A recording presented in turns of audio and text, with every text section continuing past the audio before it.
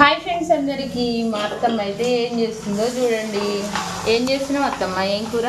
Mutton కూర, తలకాయ కూర. నిన్నైతే అక్కడనైతే ఏటనైతే కూర్చున్నాం కదా, నిన్న కూర తినేసరికి సరిపోయింది.